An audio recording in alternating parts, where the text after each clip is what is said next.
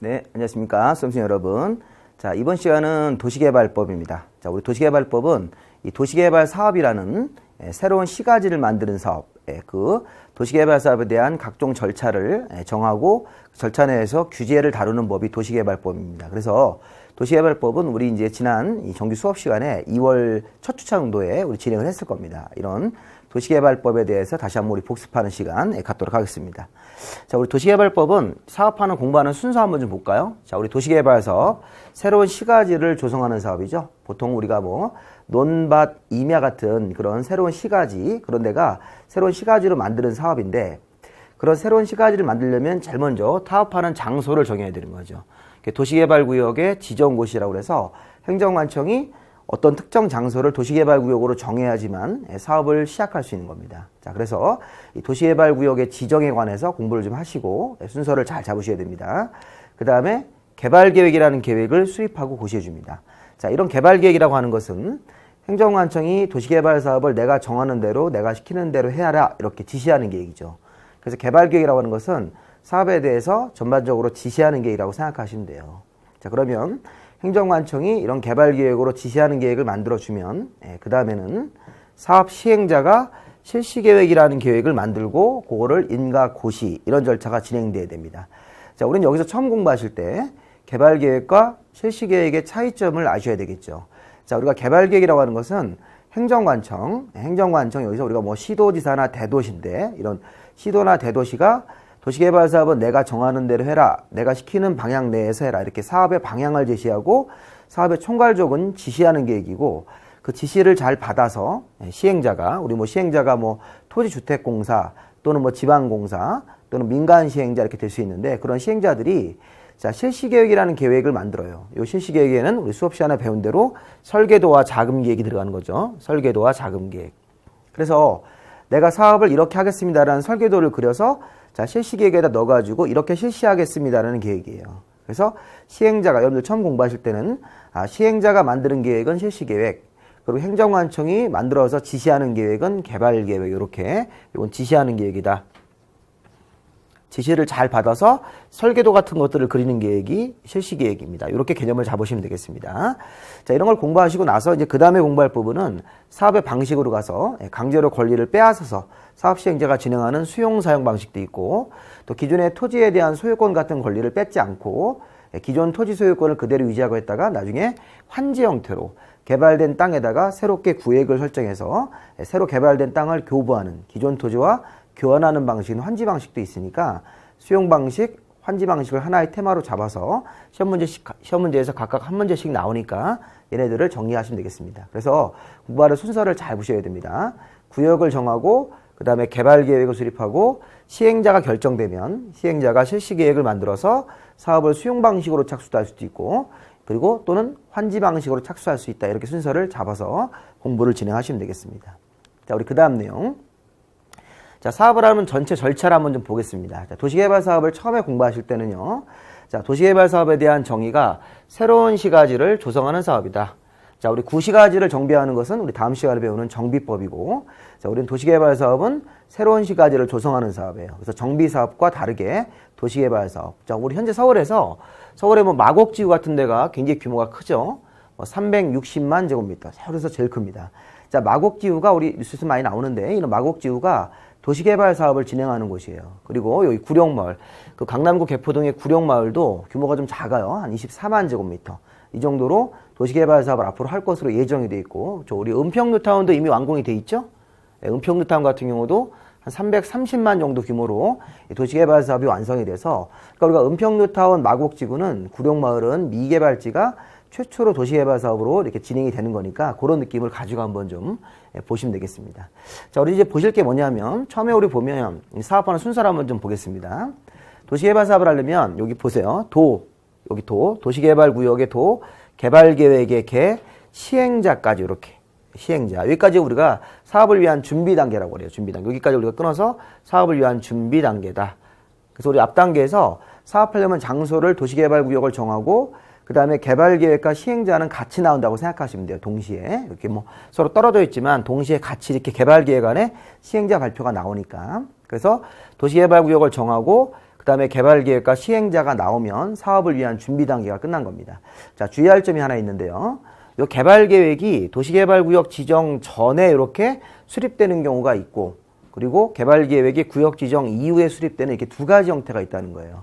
자, 우리는 개발계획이라는 계획이 지시하는 계획인데, 개발계획을 원칙적으로는 잘 보세요. 원칙적으로. 자, 개발계획을 수립하는 시기가 원칙적으로 구역을 지정하기 전에 수립하는 게 원칙이에요. 원칙. 예, 근데 시험 문제에서 원칙을 아시고, 시험 문제에서는 예외가 나오는 겁니다. 예외는 구역 지정 이후에 나중에 개발계획을 수립할 수 있는 지역이 있다. 자, 어떤 데입니까?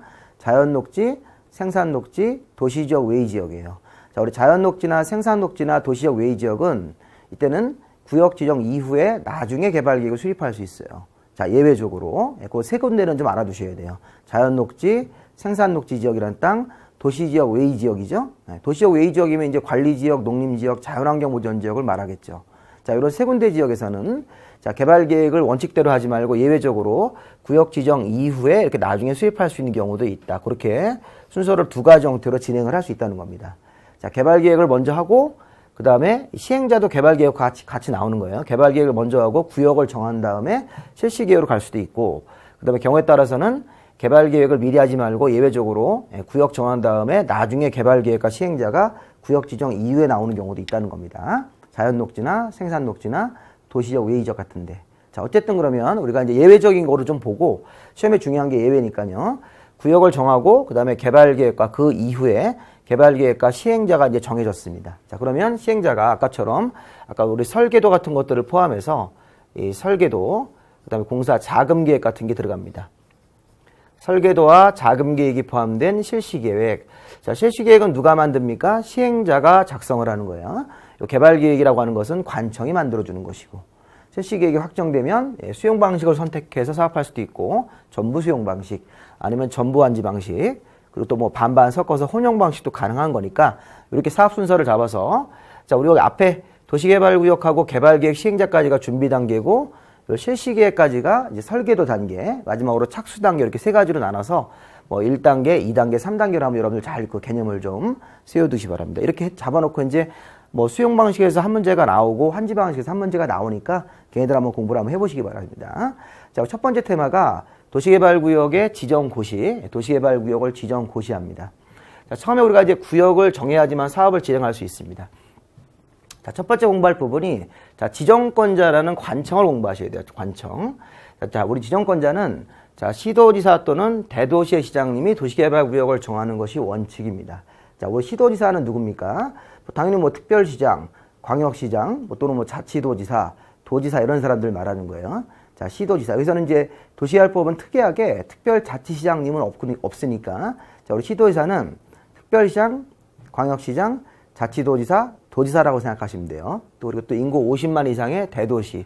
그리고 우리가, 자, 이게 도시개발구역을 원칙적으로는 국토부 장관님, 여기 시도지사나 대도시가 정하는데, 예외적으로 법정된 경우가 5가지가 있는데, 국토부 장관님이 구역을 정할 수도 있다는 거예요. 대표적으로 우리 쉬운 거, 이 법정된 경우, 국토부 장관님이 구역을 정할 수도 있다. 원칙은 시도나 대도시가 하는 건데, 그래서 국토부 장관님은 이런 거 있었죠. 자, 일단 천재지변으로 긴급할 때, 그 다음에 국가가 사업을 시행할 필요가 있을 때, 또는 뭐 중앙행정기관의 장이 요청을 할 때, 이런 것들이 있었어요. 중앙행정기관의 장, 동료 장관들이 국토부 장관님한테 구역 지정을 요청했을 때, 뭐 이런 것들이 있습니다. 자, 그리고 우리 그 국가공기업인 공공기관이나 정부 출연기관의 장이 30만 이상으로 제한했을 때, 뭐 이런 것들도 있었고, 시도지사 간에 협의가 안 됐을 때 이렇게 있었는데, 법정된 경우는 조금 나중에 좀 어려운 부분이니까 이 5가지 사유가 있다. 이렇게만 좀 알아두시기 바랍니다. 자, 도시개발구역은 시도나 대도시가 정하고, 예외적으로 국토부 장관님도 5가지 사유가 있으면 국토부 장관님이 정할 수가 있다. 그러니까 천재지변으로 긴급한 경우, 국가가 사업을 할 필요가 있는 경우, 동료 장관인 중앙행정기관의 장이 요청을 하는 경우, 이 정도까지만 한번, 5가지가 있지만 3가지 정도만 한번 생각해 보시기 바랍니다. 자, 문제는 지정 요청과 지정 제한입니다. 자, 우리 지정 요청과 지정 제한은 제가 수업 시간에 어떻게 복습하자고 했냐면요. 공부하자고 했냐면, 자, 우리 좀 전에 우리 도시개발구역의 지정권자가 원칙이 시도지사지 않습니까?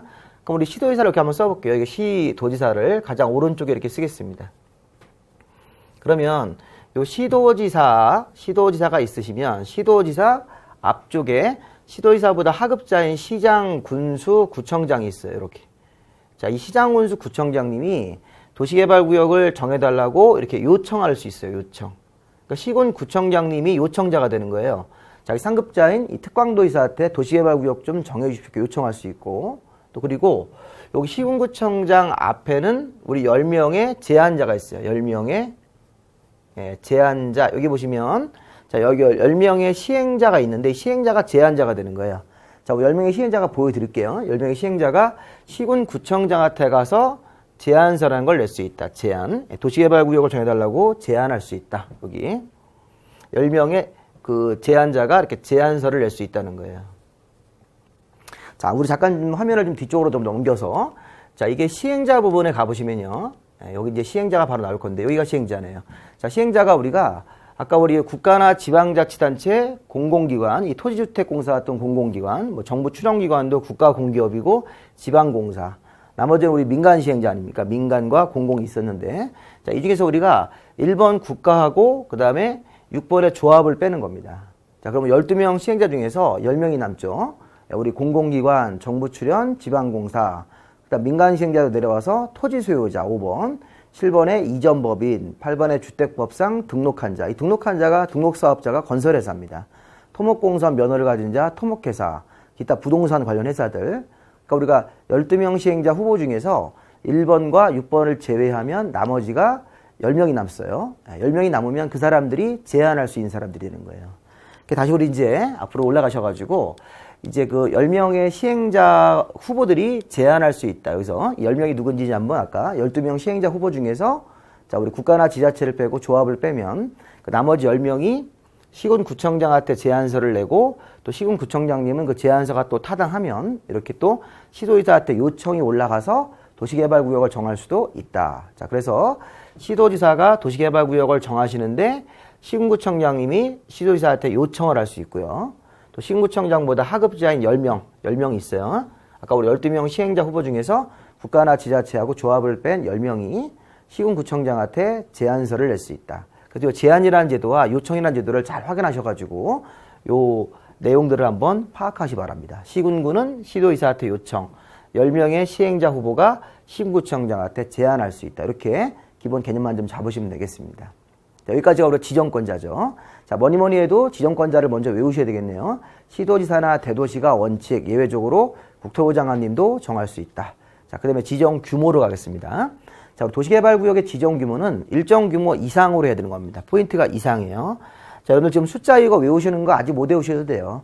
자, 주거 상업은 뭐 1만 이상. 자, 우리 주거 상업은 우리 국토기획법상 토지의 이름들이죠. 토지 용도지역 이름들인데 주거 상업은 1만 이상, 공업지역은 3만 제곱미터 이상. 아, 공업지역은 공장을 져야 되니까 3만 이상으로 더 커야 되구나. 이렇게. 그 다음에 자연녹지나 생산녹지 주의하셔야 돼요. 자, 이게 보존녹지는 안 되기 때문에 그냥 녹지지역이라고 하시면 안 되고, 자, 녹지지역 중 보존녹지는 빼고 자연녹지나 생산녹지에서 10,000제곱미터 이상으로 도시개발구역을 정한다. 그리고 도시적 외의지역에서는 30만 제곱미터 이상으로 더 크게 하셔야 됩니다. 자, 우리 도시적 외의지역이면 어디입니까? 뭐 관리지역, 농림지역, 자연환경 보존지역이죠. 이런 데서는 30만 이상으로 크게 도시개발구역을 정해야 됩니다. 물론 예외가 있지만 그런 것들은 나중에 하시면서 도시개발구역은 자, 용도지역 땅의 이름에 따라서 이 도시지역과 도시적 외의지역으로 나눠서 뭐 여기 뭐 1만이라든가 뭐 3만, 또 자연녹지나 생산녹지 1만 이상으로 크게 하셔야 되고 도시적 외의지역에서는 30만 제곱미터 이상으로 더 크게 하셔야 되겠습니다. 자, 그리고 자, 세 번째. 자, 우리 지정권자, 지정 규모, 그 다음에 지정 절차 있어요. 자, 우리 도시개발구역을 정할 때도 우리 이제 국토계획법상 도시관리계획과 유사하게 기초사, 그 다음에 의견 청취, 협의와 심의. 여기 보시니까 의협심이라고 되어 있죠. 의, 협, 심. 하고, 그 다음에 도시개발구역을 최종적으로 정해서 발표하면 되는 겁니다. 자, 근데 주의할 점은 요 기초조사가 할 수 있다라는 사실, 기초조사가 할 수 있다, 임의적상이라는 사실을 잘 기억을 하셔야 되겠습니다. 자, 우리가 예전에 국토계획법에서는 기초조사가 나오면 하여한다인데 도시개발구역을 정할 때는 기초조사가 할 수 있다가 되는 거고요. 자, 조금 더 중요한 게 뭐냐면 의견 청취입니다. 자, 의견 청취가 주민이나 관계 전문가 의견 청취인데 우리 법에 자, 공람이나 공청회, 공람 또는 공청회 이렇게 써 있습니다. 우리 법에서. 자, 공람이나 공청회를 통하여 자, 주민 등의 의견을 들어야 된다. 근데 문제는 뭐냐면 이 공람이나 또는 공람 또는 공청회 이렇게 말 쓰는데 이런 공람이나 공청회라는 말은 자, 이게 면적이 구역 면적이 100만 이상이면 자, 공람이라는 걸 먼저 합니다. 우리 공람이라는 게 어떻게 하는 거예요? 14일 이상 공람 기간을 주고 주민 의견을 받아주고 그러고 나서 공청회라는 절차를 면적이 100만 이상이면 추가적으로 하여야 한다. 자, 이게 의무적으로 들어야 한다는 뜻이에요. 좀 잘렸네요. 자, 면적이 100만 이상이면 자, 공람을 먼저 해서 14일 정도 이상 기간을 주고 주민 의견을 먼저 받아주고 나서 그 이후에 공청회를 추가적으로 하여야 한다. 의무적으로. 그럼 100만 제곱미터 미만일 때는 공람 기간 만료 후 공청회를 개최할 수 있다가 되는 거예요.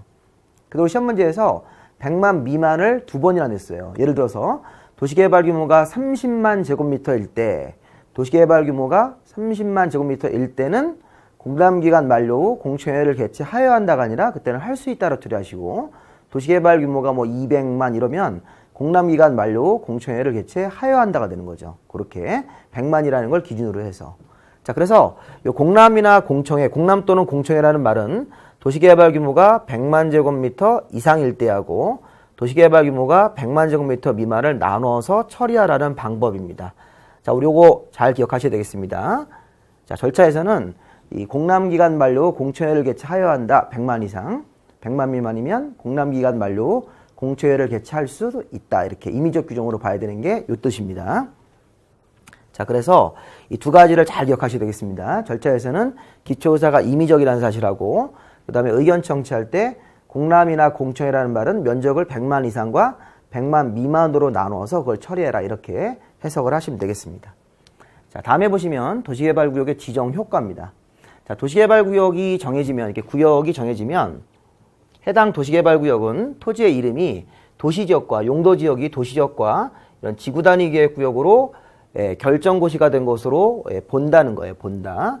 자, 별도의 이렇게 우리 국토계획법상 절차 없이도 국토계획법상 도시관리계획 위반 결정 없어도 기존의 땅의 이름이 도시지역으로 바뀌고 그다음에 지구단위계획구역으로 결정고시가 된 것으로 보는 거죠. 그리고 추가적으로 이 허가 대상이라는 게 더 중요한데 두 가지 효과가 있는데 허가 대상은 도시개발구역이 정해지면 이 법정된 7가지 개발 행위를 할 때는 사전에 이 관청한테 허가를 받으셔야 돼요. 왜? 사업에 방해가 되니까. 도시개발구역이 정해지고 나면 법정된 7가지 개발행위가 있었죠. 우리 건물 건축, 건축물의 건축, 공작물 설치, 물건 적재, 그 다음에 토토토 있었죠. 그거하고 용도 변경, 대수선, 중목의 벌채와 식재 이런 것들을 추가하시면 7가지 개발행위가 있습니다. 우리 수업 시간에 배웠습니다. 자, 건물 짓고 물건 쌓고 토토토에다가 2개를 추가하시는 거예요. 대수선, 용도 변경, 중목의 벌채와 식재 이런 것들은 도시개발구역 정해지면 이제 개인적으로 그런 개발 행위를 하면 사업에 방해되니까 이런 것들은 일일이 허가를 받고 진행을 해야 되는 것입니다. 그래서 이렇게 의제 효과하고 7가지 개발 행위는 허가를 받아야 된다. 자, 그리고 마지막으로 도시개발구역 지정 해제라는 게 있는데요. 자, 도시개발구역이 없어진다는 겁니다. 굉장히 큰 문제가 생기는 거죠. 자, 이때 우리가 봐야 될 것은 양가로 1, 2, 3번은 이게 비정상적 해지, 사업을 중간에 포기하는 해제고 자, 밑에 공사완료 공고일, 환지처분 공고일 요것 보세요. 다음 날이 포인트입니다. 자, 밑에 써 있는 날에 다음 날에 도시개발구역은 해제가 된 것으로 간주가 되는 거예요. 자, 그러니까 해제가 되는 것으로 보는 날짜가 여기 공사완료 공고일, 환지처분 공고일 다음 날에 이렇게 해석하셔야 됩니다. 여기도 3년이 되는 날 다음 날 해제가 되는 거죠. 자, 중요한 거는 4번은 사업이 정상적으로 끝나서 수용 방식이면 공사완료 공고일 다음날 해제가 되는 거고 환지 방식이면 환지처분 공고일 다음날에 사업이 다 끝났으니까 구역은 해제가 되는 것입니다. 자, 문제는 1, 2, 3번이에요. 자, 1, 2, 3번은 사업을 중간에 포기하는 비정상적 해제입니다. 자, 예를 들어서 구역이 정해지고 나서 구역 지정되고 나서 3년이 되는 날까지 실시계획 인가 신청을 안 했을 때 자, 이게 뭐예요? 절차를 진행을 못했다는 거예요. 다음 절차로 진행을 못했다. 3년 지날 때까지 예를 들어서 여기 뒤에 보시면 제가 이걸 좀 추가적으로 그려왔는데 다음 화면을 보시면 아까 우리 그 비정상적인 해제를 제가 이렇게 다시 한번 이 그림을 통해 설명을 해보겠습니다. 자, 어떤 상황이냐면 자, 우선 개발 계획을 아까 우리 구역 지정 전에 만드는 경우로 보세요. 그러면 개발 계획하고 시행자라는 부분이 먼저 여기 들어가는 거예요. 자, 그러면 순서가 이제 여기서 시행자하고 개발 계획이 없는 거죠. 자, 순서가 개발 계획하고 시행자가 먼저 나오고 그 다음에 도시개발구역이 정해지는 거예요, 순서가. 그러니까 이제 개발 계획하고 시행자 하고 나서 그 다음에 도시개발구역을 정했다. 그럼 그런 케이스가 원칙이니까 아까 우리 구역 지정 전에 개발 계획 시행자가 먼저 나오는 게 원칙이에요. 그럼 그때는 요 구역을 지정 고시한 날로부터 이렇게 3년 안에 실시계획 인가 신청을 안 했을 때 이렇게. 자, 그러니까 이 구역에서 개발 계획은 미리 나와 있는 상태고 개발 계획 나오고 시행자가 정해져 있는데 그 시행자가 이 구역을 정하고 나서 3년이란 긴 시간을 줬는데도 이 설계도를 그려서 실시계획 인가 신청을 못하면 3년 내는 다음 날에 실시계획 인가 신청이 안 올라오는 거니까 법적으로 해제가 된 것으로 간주하는 거예요. 자, 그런데 문제는 뭐냐면 여기 이제 아까 개발 계획을 나중에 만드는 경우도 있었죠. 개발 계획을 만약에 나중에 만드는 케이스라면 우리 개발 계획을 나중에 만들면 이 구역에서 개발 계획으로 이렇게 갔다가 이렇게 2년으로 갔다가 개발 계획을 이렇게 만들지 마시고 개발 계획을 여기서 직접 만드는 경우가 있었습니다. 그죠? 개발 계획을 구역 지정 이후에 이렇게 나중에 만드는 경우라면 개발 계획으로 수립고시를 2년 안에 가고 개발 계획 수립고시에서 이렇게 실시계획 인가 신청으로 가는 것을 다시 3년을 줄 수 있다는 거예요. 이렇게. 자, 우리가 아까 개발 계획을 미리 만들었을 때는 구역에서 실시계획 인가 신청으로 3년, 그 다음에 개발 계획을 아까 예외적으로 이 구역 지정 밑에 들어갈 때는 그때는 이 개발 계획 자체를 구역에서 개발 계획으로 수립 고시로 갔다가 이렇게 실시 계획 쪽으로 인가 신청으로 들어가셔야 돼요. 그래서 그거를 2년하고 3년이란 기한을 주는 거니까 이걸 다시 우리 앞에서 한번 보겠습니다. 자, 여기 보시면 자, 요 경우가 2번 케이스하고 3번 케이스. 여기 보시면 구역 지정 이후에 나중에 개발 계획을 수립하는 경우다.